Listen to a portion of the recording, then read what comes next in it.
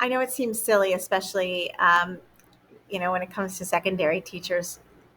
This fifth tip, teaching independence topics, so explicitly teach independence. But I can't tell you the difference that it makes in a classroom.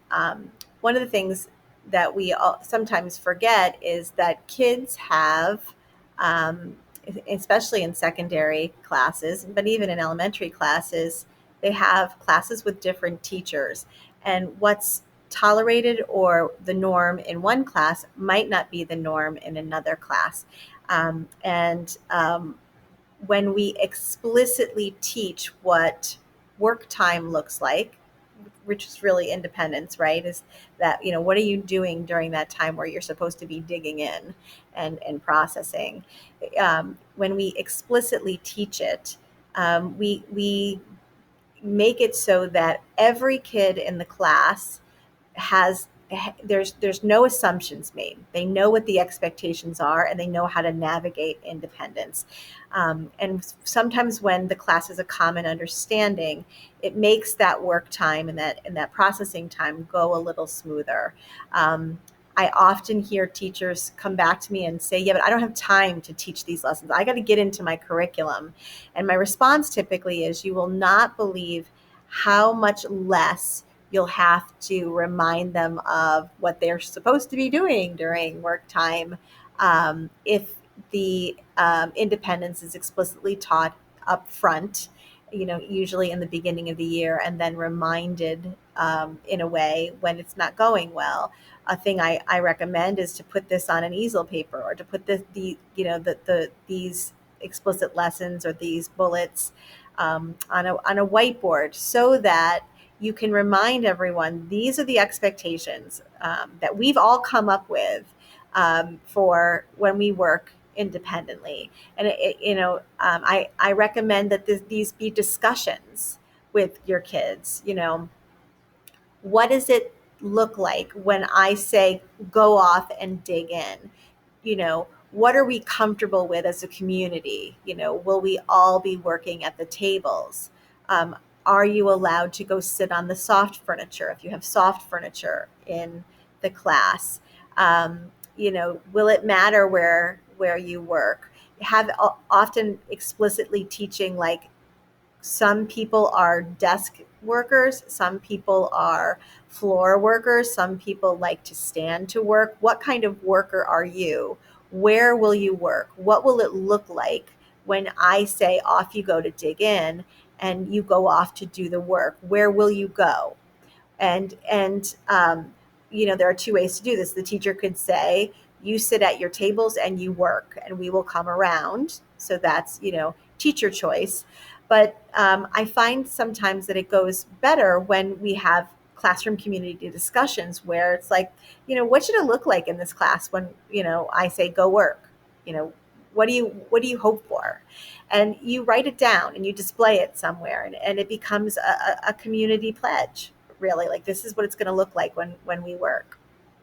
So all of these things on this slide, it's the same idea. How and when to access material, how to ask for help, where to get help, what to do with finished work, what to do when finished, how to transition to the next task. What to do if someone comes to the door, or if there's a phone call. These things seem trivial, or like, come on, we don't really have to teach this, do we? Yes, we really do. And study after study and research after research and just experience tells us that when we all have a common understanding of what work time looks like, sounds like, feels like, and we've all made plans, we've all been involved in trying to create an independent work time that goes smoothly and that works for the community, it goes better.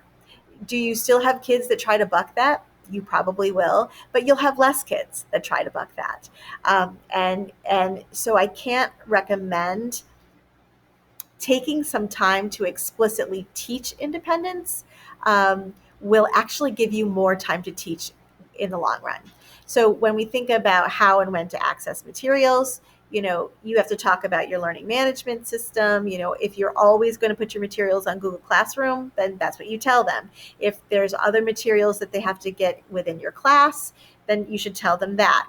I'm thinking about ELA classes, especially, if they need a book, when can they go get books? Where can they go get books from? Is there a library? Are they allowed to go to the library?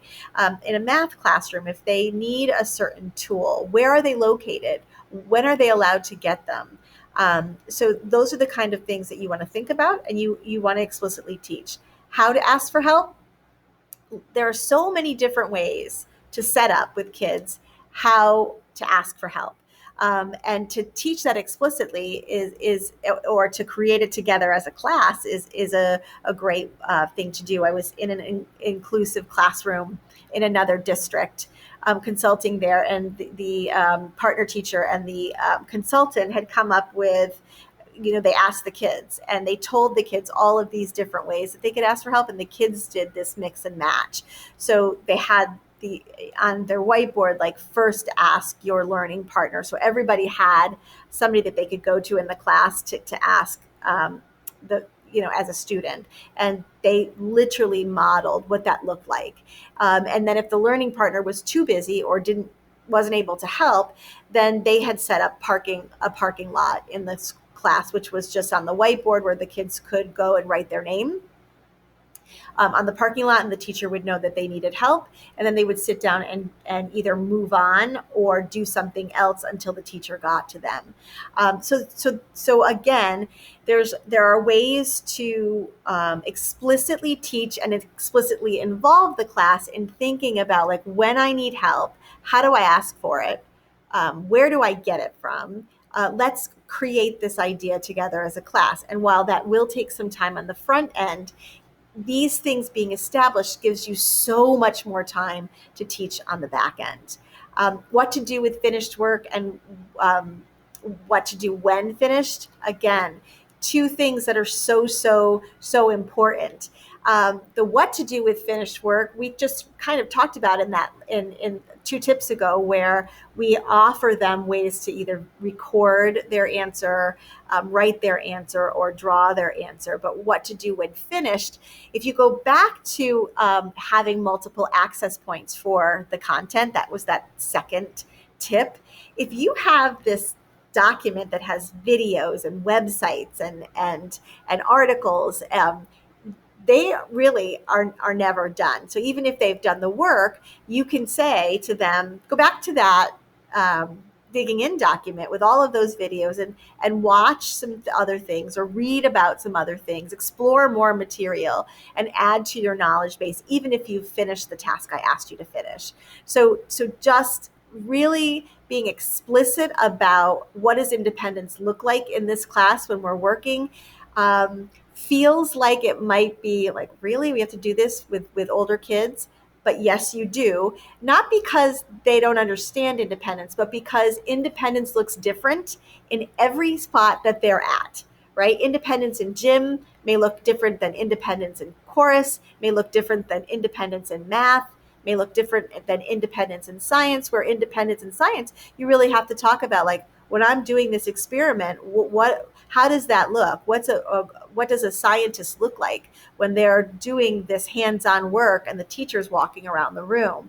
So it is important to establish what your independence looks like in your classroom, so that the kids have no assumptions and you have no assumptions. You're all on the same page.